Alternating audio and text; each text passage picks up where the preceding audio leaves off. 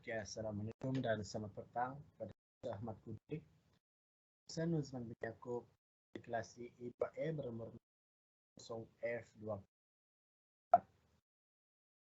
Ya, pada petang ini saya akan terangkan bagaimana saya menyelesaikan masalah custom ini mengira penggunaan elektrik dorang dan juga jangkaan anggaran bulanan bil bulanan dorang. Okey, yang pertama diberikan expected output iaitu main menu dengan 3 pilihan untuk customer iaitu pertama display electricity usage, kedua calculate bill estimation dan ketiga exit from the program. Okey, untuk yang pertama ni untuk membuat program tu pelajar diminta menggunakan switch selection. Okey, yang kedua please enter your choice. Customer akan membuat pilihan adakah dia akan memilih pilihan yang pertama, kedua ataupun yang ketiga, dan diberi data output previous reading dan juga current reading serta unit konsumnya.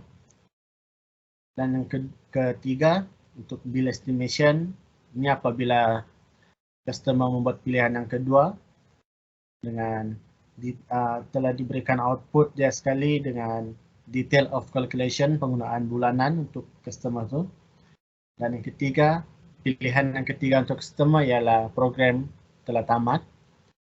Di sini telah diberikan tarif rate dia iaitu ada 6 block usage daripada pertama hingga ke 6 dan consumption dengan rate-nya telah diberikan nilai masing-masing.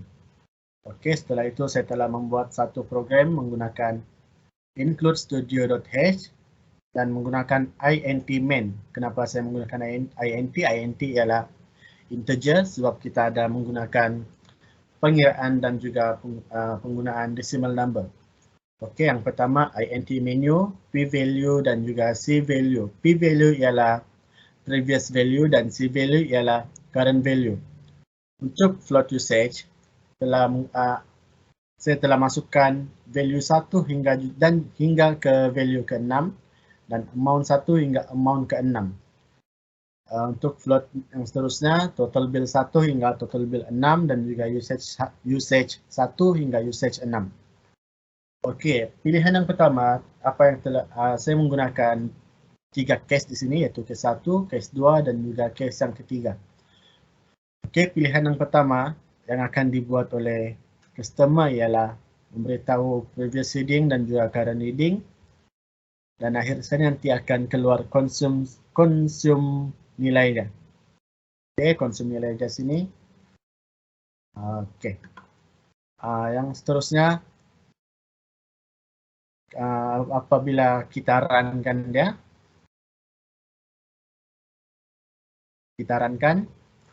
customer akan memilih pilihan yang pertama. Ini adalah contoh customer memilih pilihan yang pertama. Okey.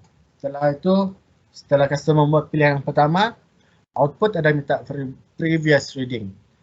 Kita masukkan previous reading dia iaitu 250300. Yang seterusnya current reading. Current readingnya 252100. Tekan lagi enter dan keluar unit consume. Untuk dapatkan unit consume ni, dia punya usage current value tolak dengan previous value dapatlah 1800 kilowatt per hour. Okey, dan sini saya letakkan return main supaya selepas customer membuat pilihan tu, dia akan keluar main menu seperti yang asal iaitu display electricity, calculate bill estimation dan juga exit from the program. Untuk yang case kedua iaitu bill estimation, menggunakan printf previous reading, scanf. Kenapa saya gunakan scanf? Supaya program ini dapat membaca berapa nilai yang telah dimasukkan. Printf current reading, begitu juga dengan scanf seperti yang saya katakan tadi. Dan di sini saya menggunakan 6 if else. Setelah saya masukkan ke 6 if else ni sebab daripada tarif tadi, dengan tarif ada 6. ada 6 first, sebab masing-masing mempunyai nilai yang sendiri. Oke, setelah kita buat yang ni, kita masukkan pilihan customer, iaitu tekan nombor 2 dan enter. Oke, akan keluar macam ni previous reading. Kita masukkan reading dia 250 300 dan current readingnya 252 100. Kita tekan enter. Dan keluarlah detail of calculation, minimum charge dia RM5 dan first usage block, dan akan dipaparkan first usage block sehingga ke 6 usage block, iaitu 376, dan penggunaan bil bulanan untuk customer ni ialah RM764. Setelah habis sudah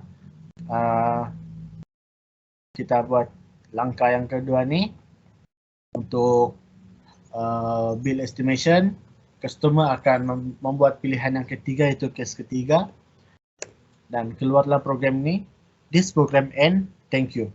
Okey, itu bermakna customer telah selesai menggunakan program ini daripada langkah yang pertama hingga langkah yang ketiga, iaitu display electricity usage, calculate bill estimation for this month, dan juga exit from the program.